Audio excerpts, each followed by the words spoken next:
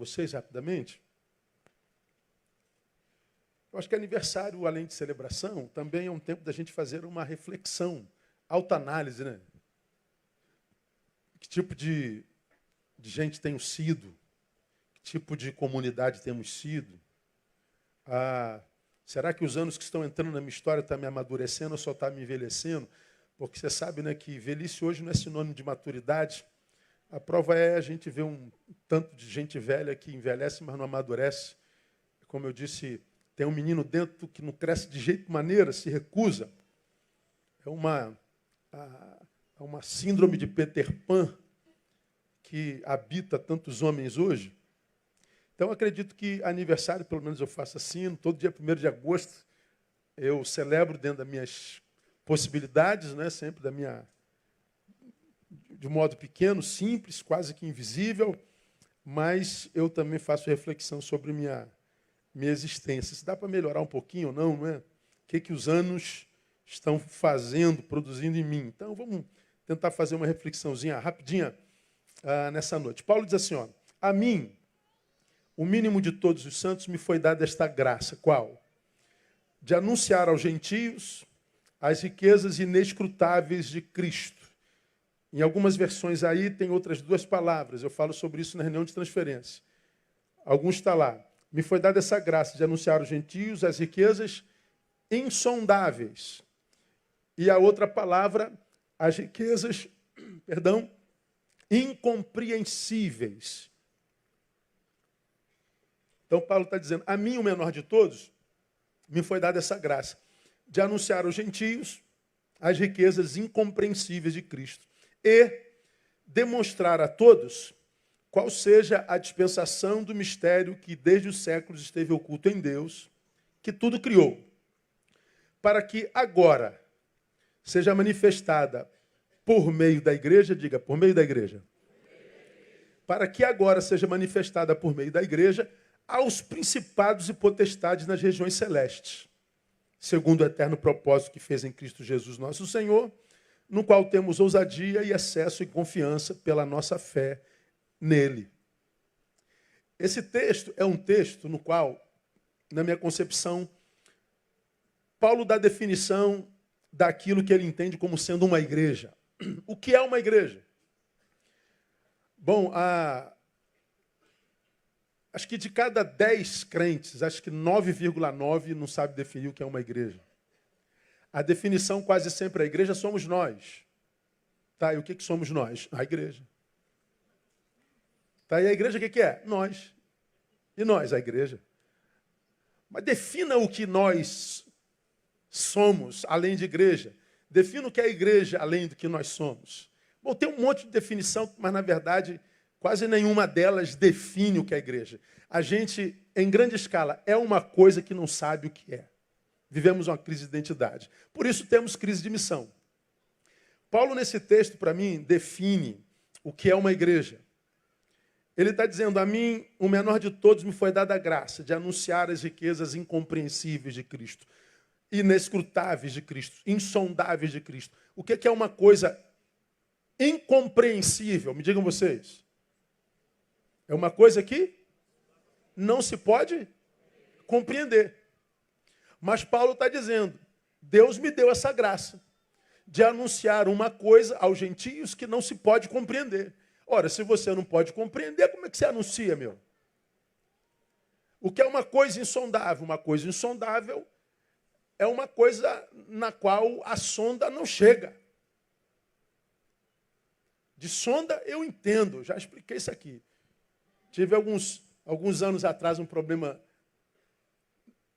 nessa altura do corpo. Já contei isso aqui no sermão, já contei? Já? Vou contar de novo. 300, amor? 400 vezes? 500? 600? Olha o inimigo se levantando. O inimigo usa até a família, irmão. Não vou contar mais, não. Insondável é uma coisa, é um lugar onde a sonda não vai. Uma coisa inescrutável é uma coisa que não se pode perscrutar. Ora, Paulo, se você está falando de uma coisa que não se pode sondar, que não se pode perscrutar, não se pode compreender, como é que você está anunciando aos gentios? Você é louco? Não, ele não é louco. Ele está dizendo, eu sei por revelação. Não me foi dado porque eu sou o filósofo que sou, porque eu sou o teólogo que sou, porque eu fui o rabi que eu fui. Eu não sei as riquezas de Cristo porque eu fui criado aos pés de Gamaliel. Eu não sei sobre as riquezas de Cristo porque eu sou aquele cara que colocou os estoicos e os epicureus no bolso. Eu não sei por sabedoria humana, eu não sei porque eu estive sentado nas mais conceituadas cátedras do ensino e do saber. Porque o que Cristo tem e só se conhece por revelação. Então, a mim me foi dada essa graça de anunciar os gentios. Por quê? Porque a promessa foi para os judeus, mas Deus resolveu estender a promessa para o resto do mundo, para quem não é judeu, para os gentios, eu e você. E ele diz, eu fui esse cara que recebi essa revelação para anunciar ao mundo. É por causa de Paulo que essa igreja existe. Se Paulo não tivesse sido levantado como apóstolo aos gentios, a gente não conheceria Jesus de Nazaré, eu não conheceria Jesus de Nazaré, você não conheceria Jesus de Nazaré, essa igreja não existiria, esse culto não estaria acontecendo, nós não estaríamos celebrando ao rei, se Paulo não tivesse sido levantado como apóstolo aos judeus.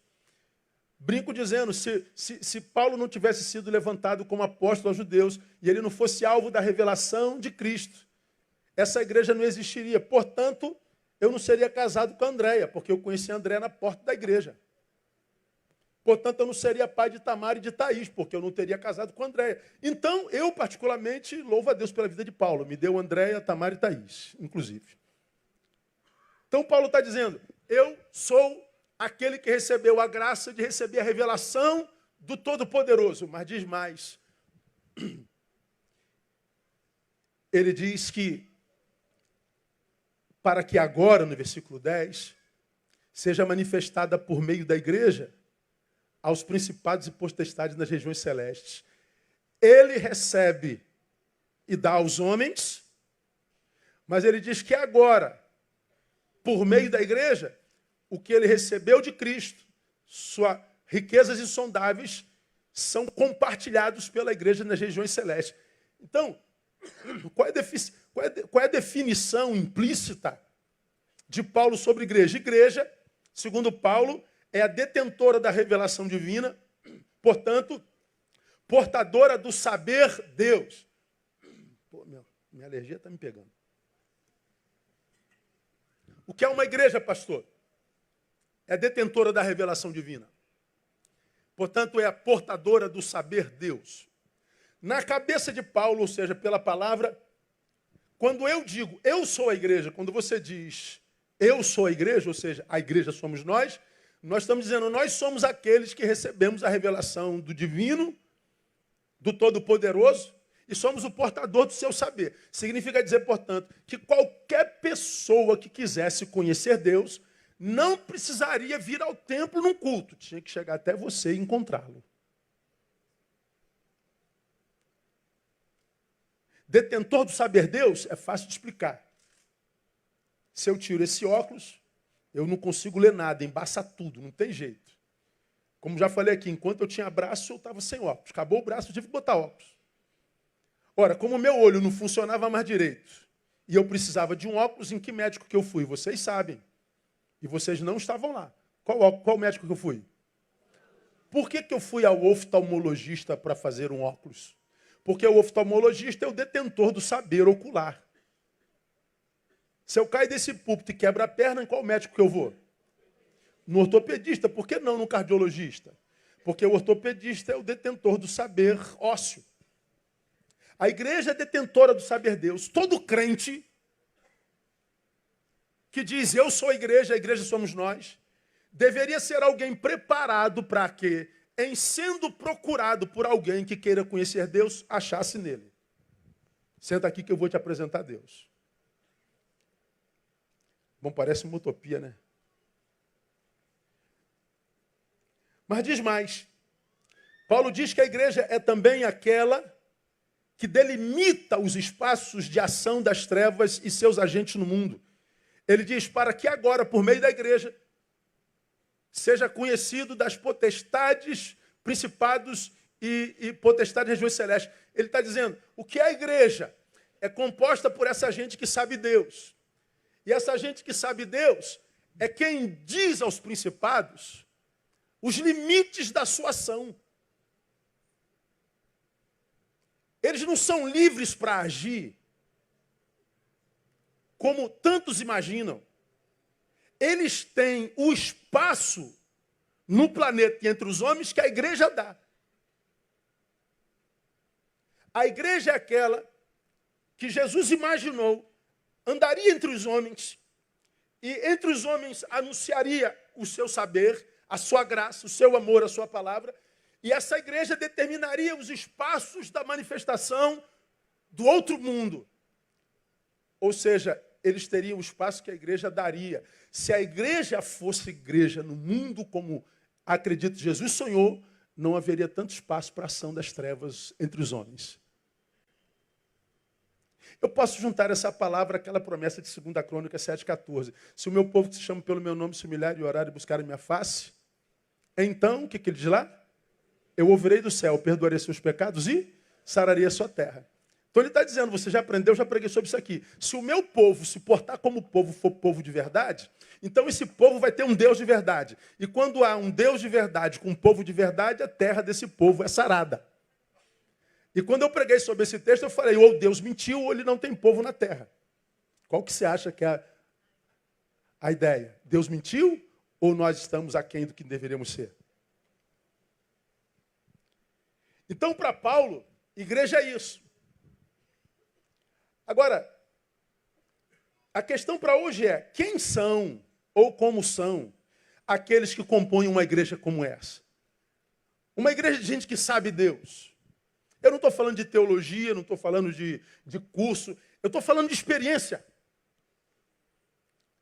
Eu estou falando de gente que, como eu preguei domingo, não só sabe que o fio tem poder, passa corrente, mas daquele que descascou o fio e meteu a mão num fio descascado e ganhou o choque. Explique o choque. Eu não sei explicar, pastor, eu só sei que o bicho pega. Agora, se você for um engenheiro elétrico, tu vai dar uma definição cabal sobre o que é o choque. Agora, se você levou o choque, ainda que você não explique o choque, você nunca mais vai duvidar do choque, vai? Não vai. Eu acho que a relação com Deus é a mesma coisa. Você não precisa ser doutor em teologia para explicar Deus. Agora, se de fato você ganhou o choque do Espírito Santo, qualquer um que chegue perto de você vai perceber que o Santo Espírito passou por aí ou habita aí. E ele perpassa por nós.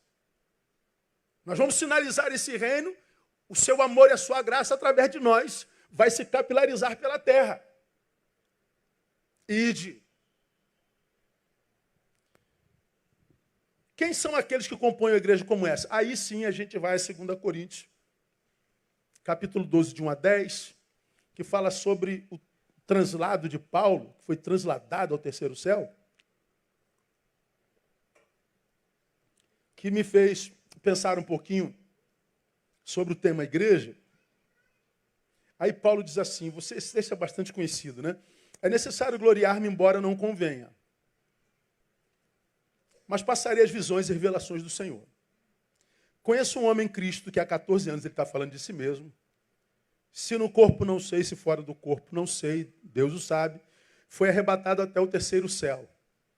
Sim, conheço tal homem, se no corpo, se fora do corpo não sei, Deus o sabe. Que foi arrebatado ao paraíso e ouviu palavras inefáveis, as quais não é lícito ao homem referir. Desse tal me gloriarei, mas de mim mesmo não me gloriarei, senão das minhas fraquezas. Pois se quiser gloriar-me, não serei insensato, porque direi a verdade. Mas para que me não exaltasse demais pela excelência das revelações, foi-me dado um espinho na carne, a saber, um mensageiro de Satanás para me esbofetear, a fim de que eu não me exaltasse demais. Acerca do qual 3 vezes roguei ao Senhor que o afastasse de mim, e ele me disse, a minha graça te basta, porque o meu poder se aperfeiçoa na fraqueza. Por isso, de boa vontade, antes me gloriarei nas minhas fraquezas, a fim de que repouse sobre mim o poder de Cristo, pelo que sinto prazer nas fraquezas, nas injúrias, nas necessidades, nas perseguições, nas angústias por amor de Cristo, porque quando estou fraco, termine para mim. Então é que sou forte. Tu imagina se a gente acreditasse nisso. Tu imagina se nós soubéssemos o que é ser igreja de fato, de verdade. Quando estou fraco é que eu sou forte. Ora, se quando eu estou fraco eu sou forte, toda vez que eu tivesse assim, fraquinho, caidinho, eu não ia estar chorando, eu ia estar dando pulo de alegria. Por quê? Estou prontinho para a manifestação do poder e da graça de Jesus. Agora, quando a gente está fraquinho, geralmente a gente murmura, a gente reclama, a gente duvida do amor dele. Mas deixa para lá, vamos deixar isso para outro momento. Paulo conta a sua experiência de arrebatamento. E por que ele faz essa defesa e conta essa experiência do arrebatamento? Porque ele está diante de uma igreja, a igreja de Corinto, que era a mais carnal do Velho Testamento. Tão carnal que chegava a duvidar da conversão e do chamado de Paulo. Tu imagina um negócio desse. Mas essa igreja, ela foi de tal forma deformada, que ela chegou a duvidar da ressurreição de Cristo. É para ela que Paulo escreve, poxa, se Cristo não tivesse ressuscitado, nós seríamos de todos os homens os mais dignos de pena, de lástima. Mas Cristo ressuscitou, diz ele. Paulo está advertindo essa igreja para que ela volte para o caminho, para que ela abrace a fé como modos viventes e operando de novo, porque ela estava se desviando completamente da palavra de Deus, da missão, sua identidade estava sendo deformada. E Paulo, nesse contexto, ele está defendendo o seu apostolado, o seu chamado, porque ele era o pastor da igreja. Ele fundou essa igreja. Ele está falando a respeito de si mesmo. Agora, por que ele está defendendo junto a essa igreja de Corinto? Só para relembrar você um pouquinho do que era Corinto. Uma cidade gigante para a época. Historiadores dizem que ela tinha entre 800 mil e 1 milhão de habitantes. Portanto, era uma mega cidade, provavelmente a maior cidade do mundo na época de Paulo. Uma cidade que tinha 2 portos, não era só um, era 2. Uma das poucas que tinha porto, e ela não tinha só um, ela tinha 2. Portanto, ela era uma cidade cosmopolita, gigante, de comércio variado, por causa desses portos. Consequentemente, vinha gente do mundo inteiro comercializar em Corinto. Portanto, era uma cidade próspera, tão próspera, que chegou a ser a capital da Grécia romana no tempo de Paulo. Uma mega cidade, era uma São Paulo, comparando com as cidades do Brasil. Claro que uma cidade como essa, cosmopolita, tinha e vivia pluralidade religiosa, sincretismo religioso, sem precedente, exacerbado. E uma igreja, uma cidade absolutamente idólatra. Para você ter uma ideia, ela tinha, naquela época, templos edificados para Apolo, para Dionísio, para Artemise, para Diana, para Vêneres, para Poseidon, para Zeus, para Júpiter, mas o mais famoso templo de Corinto, qual era? Era de Afrodite, a deusa do sexo, a deusa do amor. Como era o culto a Vêneres? Era orgia, era um bacanal generalizado. Então vinha gente do mundo inteiro para participar dos bacanais de Afrodite. Era culto. Ela era conhecida como a grande prostituta da Babilônia, a deusa das prostitutas, e prostituta era profissão naquela época. Pois bem, nessa cidade, Paulo edifica uma igreja, nessa cidade idólatra, nessa cidade moral, nessa cidade promíscua. Paulo planta uma igreja, e essa igreja, ao invés de influenciar Corinto, ela foi engolida por Corinto. Era como uma igrejinha no meio da cidade, e a cidade sobre a igreja fez assim, ó, arrancou dela todo o princípio evangélico, arrancou dela toda a personalidade, arrancou dela toda a essência divina. Não havia mais nada de Deus e de evangelho ali. Uma igreja que se perdeu, uma igreja que se deformou, uma igreja que se monstrificou. É por causa disso que Paulo faz referência a tantas imoralidades no meio da igreja. Você vai em 1 Coríntios 5, 1 e 2, ele fala de um filho vivendo com a madrasta do pai, com consentimento da igreja. No capítulo 6, de 1 a 8, irmão defraudando irmão, roubando irmão, com consequência, irmão levando irmão a juízo. Paulo adverte a igreja, vocês não são capazes de acabar uma fofoca, uma briga entre vocês, tem que chamar gente do mundo para isso. 1 Coríntios 6, de 9 a 13, Paulo fala que no meio da igreja havia devassidão, idolatria, adúlteros, efeminados, bêbados, sodomitas, gente que participava do culto de Afrodite, domingo vinha para a igreja, ladrões, avarentos, maldizentes, roubadores, todos os membros da igreja.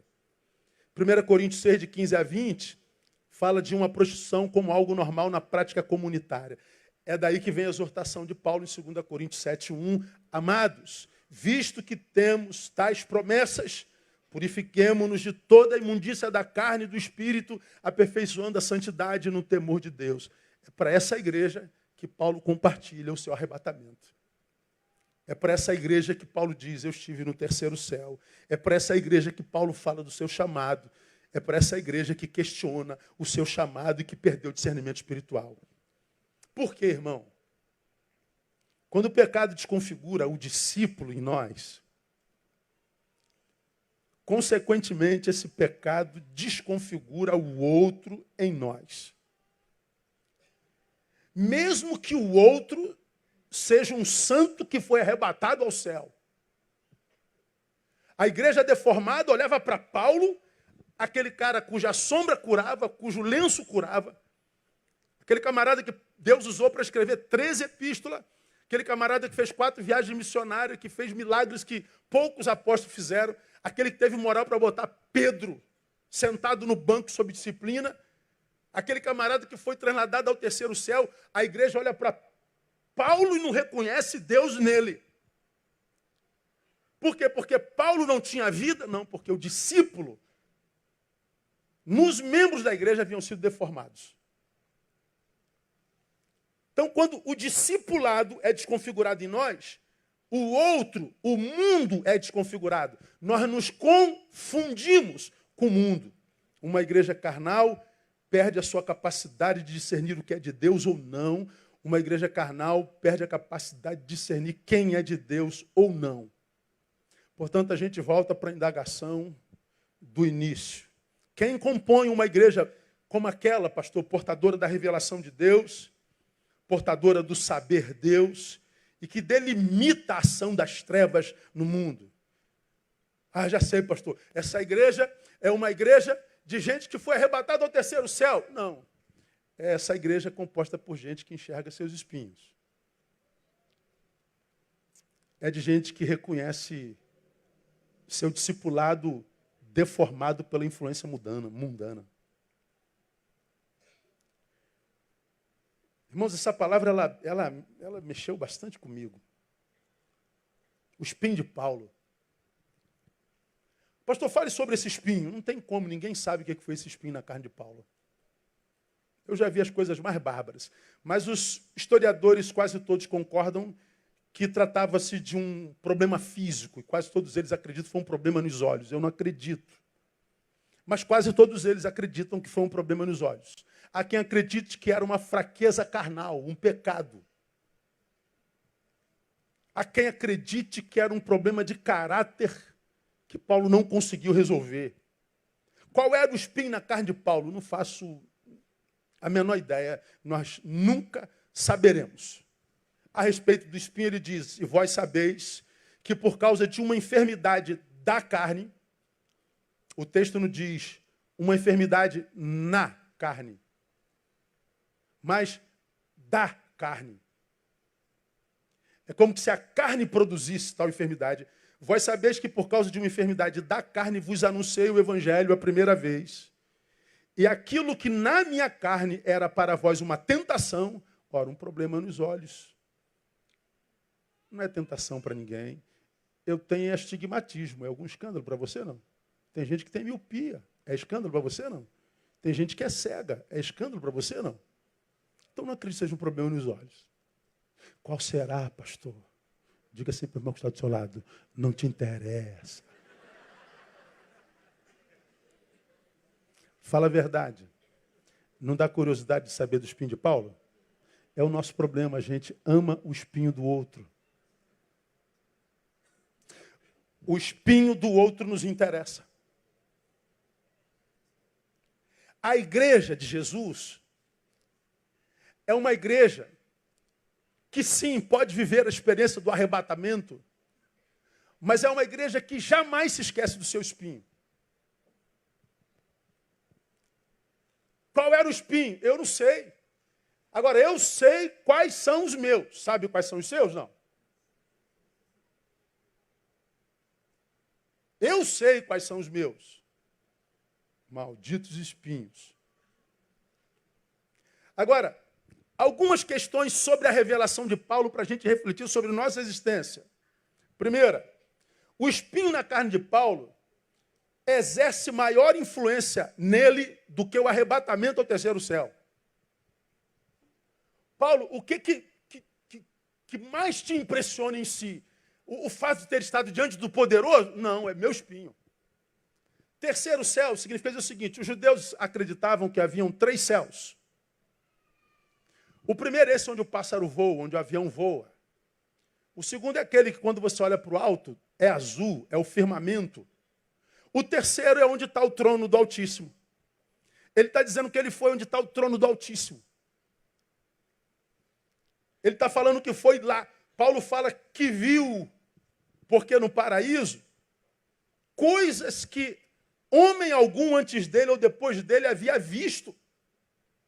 E fala também que ouviu coisas inefáveis. Essa palavra inefáveis no grego, traduzido literalmente, algo que não se presta para ser expresso pela língua humana.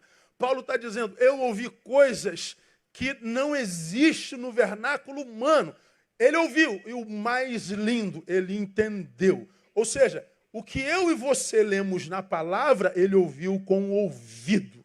Ele diz, foi arrebatado ao paraíso. Paulo diz que a palavra que lemos, ele ouviu na boca e na língua do próprio Deus.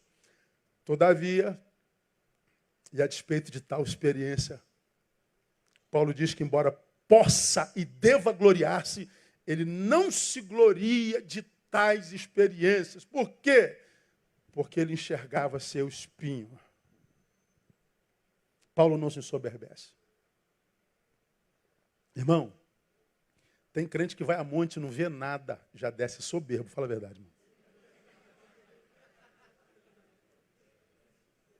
Diz que crente que vai a monte geralmente não é chato, irmão. E quer jogar na tua cara que ele vai no monte e você não. E ele não vê nada. Tu imagina você ir e estar diante do Todo-Poderoso. Paulo desce e não desce impressionado com a visão. Ele desce incomodado com o espinho. Quando ele revela sua experiência, olha só, quando ele revela sua experiência de arrebatamento à igreja, ele diz, mas igreja, eu não tive só a experiência do arrebatamento. Para que eu não me exaltasse, me foi posto um espinho na carne, ou seja, um mensageiro de Satanás. Ele não esconde o seu espinho. Ele não esconde que ele está sendo esbofeteado por Satanás. A gente não sabe como. Ele revela a sua fraqueza. Ele revela o seu podre. Aliás, para mim, essa é a prova da veracidade da excelência espiritual de Paulo. Ele não esconde as suas fraquezas. Então guarde no seu coração, minha igreja, uma igreja verdadeiramente de Deus não é composta de gente que se gaba de fenomenológicos arrebatamentos espirituais. Uma igreja de Deus é composta por gente que não tem medo de expor a sua humanidade com todas as suas ambiguidades. Hoje nós vivemos exatamente o contrário, né? Nós superdimensionamos nossas experiências espirituais quando as contamos, na minha concepção quase todas elas mentirosas, e sobretudo escondemos com unhas e dentes nossos pecados. Por quê? Porque a glória que a gente busca não é dele, é a nossa. Agora, como você me ouve pregar aqui constantemente, quando a gente quer ser uma igreja de Deus de verdade, sobretudo nós temos que respeitar a inteligência de Deus. Deus sabe quando eu sou hipócrita, quando você é hipócrita. Deus sabe quando a nossa espiritualidade é performática. Deus sabe quando os nossos arrebatamentos é só para promoção da própria imagem. Para que todos digam, veja como é santo, veja como é bom, veja como é sábio, veja como é grande. E Deus sabe. O problema é que ele não divide a sua glória. Às vezes nós recebemos a glória dos homens, estamos sendo reprovados por Deus. Eu acho isso lindo em Paulo. Notem que mesmo depois do arrebatamento, todas as lutas de Paulo foi no sentido não de voltar ao paraíso. A luta de Paulo era para se livrar do espinho. Ele não buscava, Deus me leva de novo para esse lugar. Me faz viver essa experiência fenomenológica de novo. Deus, eu quero subir aos lugares mais altos, Deus. Não, Deus, me tira o espinho, me tira o espinho, me tira o espinho. Ele disse, eu orei o Pai por 3 vezes. 3 vezes era o número da perfeição. Era como eles entendiam. Se você orar 3 vezes e não acontecer, não acontece mais. 3 vezes é o máximo que você pode orar. Paulo orou o máximo que podia para que o seu espinho fosse retirado. Mas a palavra diz, não, teu espinho fica. O que eu vou aumentar em você é a graça. Então escuta, meu irmão, o que eu vou dizer para você. Paulo não quer uma vida sobrenatural. Ele quer uma vida natural e simples. Uma vida que esteja capacitada para viver as experiências do monte, as experiências do arrebatamento, do sobrenatural, do inexplicável, de compartilhar o que não se compreende, o que não se sonda, não se perscruta. Ele quer essa experiência da transcendência, mas ele diz que essa transcendência, essa espiritualidade que nos leva aos lugares mais altos, é uma espiritualidade que nos leva aos lugares mais altos, mas não tira o nosso pé do chão por nem um segundo. Porque é no chão que nós vivemos essa experiência. E essa experiência é graça de Deus, mas não é graça de Deus para me fazer perfeito. É para que eu me enxergue e tenha misericórdia com aqueles que são imperfeitos e estão diante de mim. Essa experiência não gera superstars da religião, gera gente misericordiosa. Gera gente que se vê como igual, porque a despeito de ir ao terceiro céu, enxerga seus espinhos. Eu duvido, irmão, que alguém que enxergue seus espinhos consiga jogar pedra em alguém cujo espinho foi revelado. Então me respondam vocês. Num tempo em que todo mundo joga pedra em todo mundo, nessa polarização maligna. Por que todo mundo joga pedra em todo mundo? Porque nós fazemos parte de uma geração que não enxerga seus espinhos. Paulo quer uma vida simples, natural. Natural e simples. Assim, ele aprende que, 2, uma vida natural e simples não depende de experiências catárticas, sobrenaturais, de arrebatamentos com o divino. Ela precisa somente permanecer debaixo da graça de Deus. Debaixo da graça de Deus.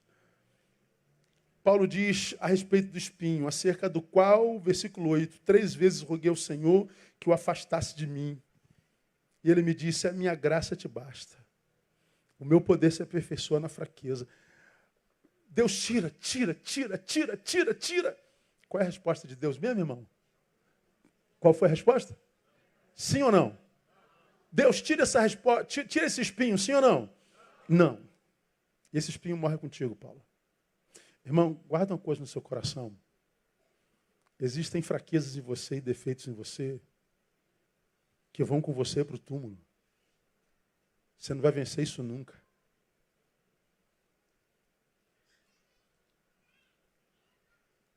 Pastor, eu não posso conviver com esse negócio em mim. Pode. Que você não pode conviver é fora de debaixo da graça. Paulo está dizendo, eu sei que esse espinho, esse mensageiro de Satanás te humilha, te esbofeteia, mas não tem problema ter espinho e ser humilhado por Satanás, se você estiver debaixo da graça. Então o que mata um ser humano não é o defeito que ele tem, nem a dor que ele sente, é sair debaixo da graça. Paulo está dizendo aquilo do que eu queria me livrar, agora é a mesma coisa na qual eu aprendi a sentir prazer. Então Paulo está dizendo, se assim é, por que então a maioria de nós cristãos vivendo, pedindo novas experiências com o Espírito Santo? Meu Deus, tira de mim. Não, ele está dizendo, eu quero uma vida simples. Ele diz, por isso, de boa vontade, antes me gloriarei nas minhas fraquezas, a fim de que repouse sobre mim o poder de Cristo.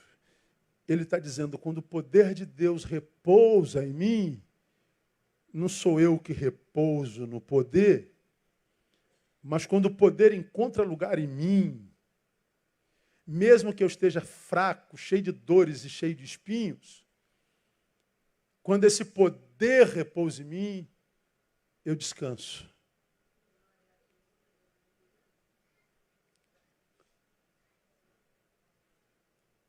Se eu descanso, por que a gente vê, irmão, tanta gente querendo buscar novo? Vivemos como viciados de evento em evento, buscando o poder de Deus. Vivemos atrás de um novo batismo. Queremos um novo fogo. Queremos um novo mover. Queremos uma nova unção. Queremos um novo pastor. Queremos uma nova congregação. Queremos um novo, queremos um novo, queremos um novo. Por que nós queremos um novo? Ora, na cabeça da maioria dos crentes, tal busca representa a consagração. A busca do novo representa a fome de Deus. Mas para Paulo é a prova de que saíram debaixo da graça. A graça basta. Se der para você orar no monte, vai, irmão. Mas se não der, está tranquilo. Permaneça debaixo da graça. Ore no banheiro. Mas ore.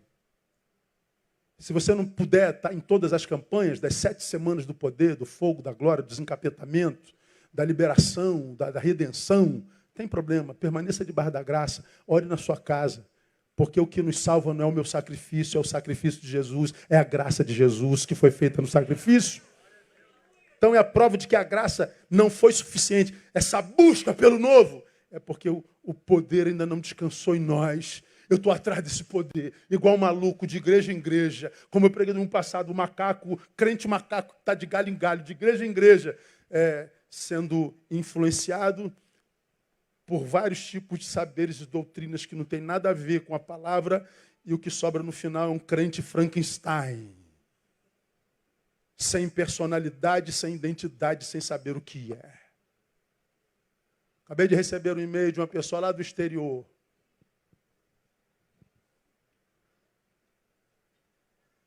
Que com mais de 30 e poucos anos, sempre pedindo a Deus um homem de Deus, homem de Deus, homem de Deus, ela vai achar esse homem lá do outro lado do mundo.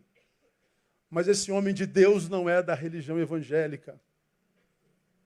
Aí ela ouve um pastor no Brasil que diz que porque casou com um não evangélico, vai ela e o marido para o inferno. E ela, com medo do inferno, me escreve perguntando se ela deve se separar do marido ou não. Falei, meu Deus, aonde essa mulher formou-se? Onde ela estudou a Bíblia?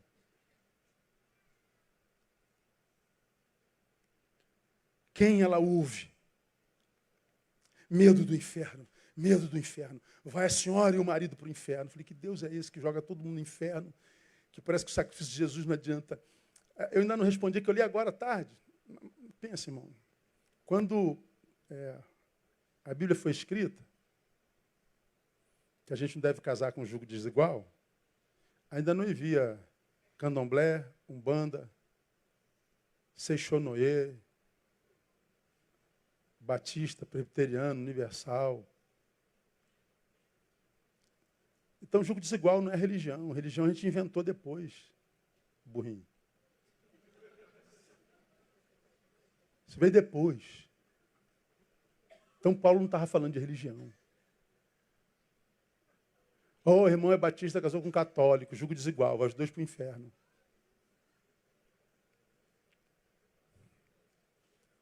E mais, a mulher crente santifica o marido não crente.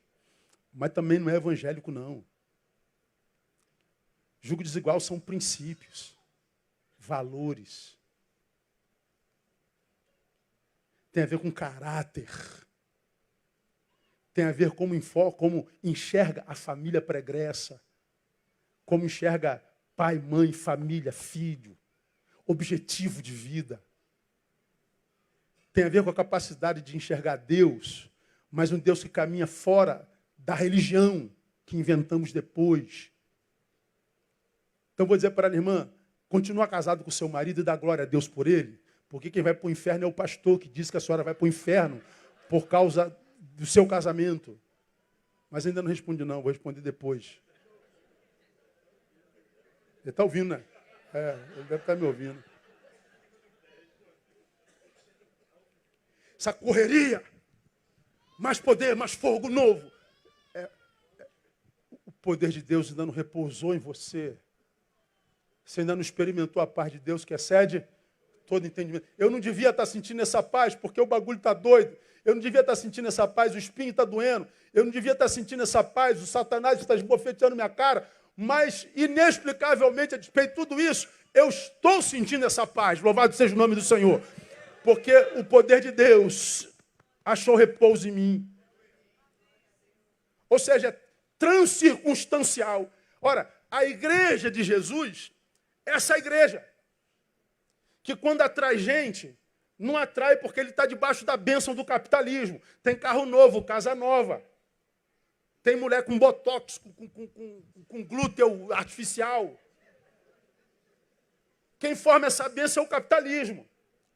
Porque se a bênção do Senhor fosse coisas, a África seria um lugar pelo qual Deus não passou. Agora você conhece um lugar onde se adora com mais alegria do que na África? E lá não tem mansões, não tem carros. Eles adoram debaixo da árvore. Então a gente atrai, não é porque nós fomos abençoados pelo capitalismo, mas é porque nós fomos abençoados pelo Senhor da igreja, cujo saber nós detemos, que nos abençoa com vida abundante, mesmo que a gente não tenha coisa alguma, mesmo que tenha um espinho na minha carne, me impedindo de dormir direito, mesmo que o meu podre seja revelado. Uma paz que permanece mesmo que a dor insista em não ir embora. É qualidade de vida mesmo que não há razão para tal. É essa a igreja que Jesus sonha. Quando o poder sobre o qual existimos é a graça, algumas marcas distintivas nos seguirão. Primeiro, aquilo que geralmente paralisa a maioria dos homens será exatamente o que nos fortalece. Pelo que eu sinto prazer nas fraquezas, nas injúrias, nas necessidades, nas perseguições, nas angústias. Quando eu estou fraco é que eu sou forte. Você está falando, Paulo virou masoquista. Pastor, isso é utopia. Não, irmão, isso não é utopia. Isso se chama transcendência. Isso aqui se chama ir além. Leva-me além, a um nível mais profundo. Esse é o nível mais profundo. É possível sentir prazer na angústia, a ponto de desejá-la, muitas vezes. Quando o poder sobre o qual existimos é a graça, independente e a despeito das dores na vida, a sensação de plenitude será constante. Por isso, de boa vontade, antes me alegrarei nas minhas fraquezas. Diferente da maioria que, mesmo de posse de tudo, continuam se sentindo vazio. Paulo está dizendo, não tenho nada e me sinto pleno. Outros têm tudo e permanecem vazios, porque não tem transcendência. Porque será que alguns se sentem menores e abandonados quando a dor e a fraqueza chegam? Porque consciente ou inconscientemente transferem para Deus o tratamento que a sociedade dá aos fracos. Paulo não faz isso. Se eu estou fraco, a sociedade me diz que eu sou um perdedor, que eu sou um derrotado. Se eu estou com depressão, se eu estou com angústia, você não presta. Se você está com dor, com angústia, finja que não está. Minta. E quando você mente, você muda de pai, porque o pai da mentira é o diabo. Paulo está dizendo, estou com dor, estou me sentindo fraco, tenho um espinho do qual eu queria me livrar, e eu não tenho medo de dizer, estou com dor, estou me sentindo fraco. Não tem problema, eu sei que o meu Senhor vai se levantar no momento oportuno. E se ele não se levantar, não tem problema, ele já me amadureceu para sentir prazer na fraqueza. Termino lembrando que, 3, a força de Deus só é dada, portanto, a quem não se esquece de que tem espinho. Mesmo que seja um santo que tenha sido arrebatado ao terceiro céu. Paulo é o cara que foi arrebatado e diz assim, mas a igreja não me adore não, tem um espinho, tá?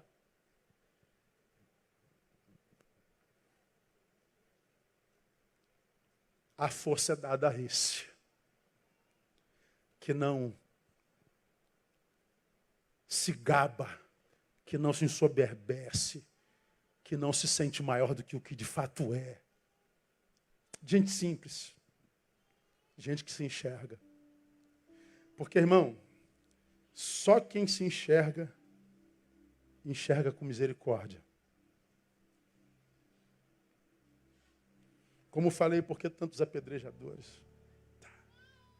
Por que tanta ausência de misericórdia? Geração que não se enxerga. Tem um monte de gente apedrejando gente e está cometendo o mesmo pecado que o leva a apedrejar essa mesma gente. Hipocrisia total. Nas redes, é o que quer mudar o mundo. É o que quer mudar o Brasil. É o que está lutando contra a corrupção. É o hipócrita que diz que quer mudar o mundo, mas não arruma nem o quarto.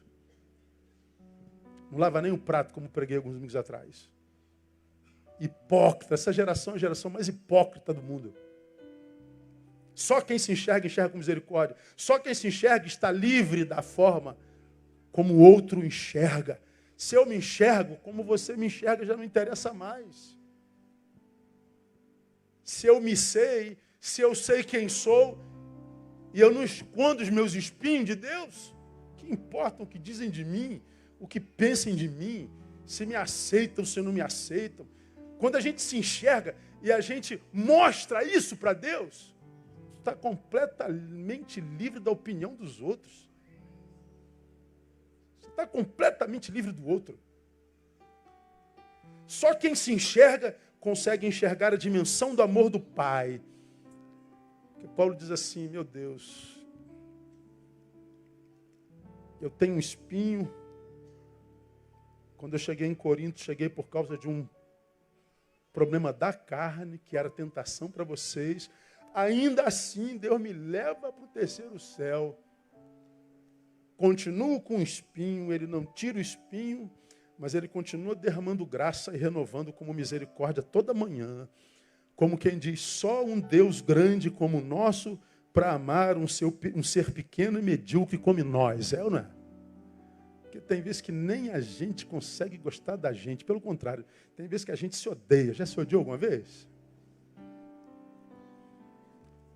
Mas Deus diz assim, Neil, você pode ter suas crises de amor próprio, se odiar, mas eu continuo amando você porque o meu amor é eterno. Porque você está debaixo da minha graça. Eu te vejo com as lentes do sangue do Cordeiro. Te vejo com a marca do sangue de Jesus. Então, igreja, quando a gente faz 53 anos, a nossa análise é, você é igreja de verdade? Somos uma igreja de verdade? A igreja é a portadora da revelação. Se nós dizemos, nós somos a igreja, então a gente não é só frequentador de templo, de cultos. A gente tem a revelação. A gente é portador do saber de Deus. E não tem como ser portador da revelação de Deus, não querer conhecê-lo mais e mais e mais e mais e mais. Então, se você não tem tido essa fome, no seu aniversário, é hoje, geralmente aniversariante pede presente, não pede? Amém ou não? Pede a Deus fome. Deus, me dá fome de Ti, me dá sede de Ti. Porque da quantidade de Deus em nós, é que nós delimitaremos a ação das trevas sobre nós. O poder que Ele tem sobre mim é a proporção do Deus em mim. A limitação das potestades é feita pela igreja. É a gente que revela para eles até onde eles vão. E se a gente vive com santidade, eles não vão a lugar nenhum, irmão. Toda vez que se levanta para cair no nome de Jesus. Porque nós somos nascidos de Deus. E para aquele que é nascido de Deus, o maligno não toca. Que o maligno não toque em Betânia jamais. Que o maligno não toque em você jamais. Que o maligno não te deforme, pelo contrário, que o maligno faça de você uma igreja, um ser, que todos que com você se encontrem, percebam que há Deus aí. E que esse Deus nos abençoe. Vamos aplaudir a Ele. O Espírito de Deus está aqui operando em nossos corações. Vamos ficar em pé, vamos encerrar cantando essa canção. Antes da gente cantar e sair, orar, dá um abraço no teu irmão, diga parabéns, meu irmão, que Deus te abençoe. Seja uma bênção para a vida da sua igreja.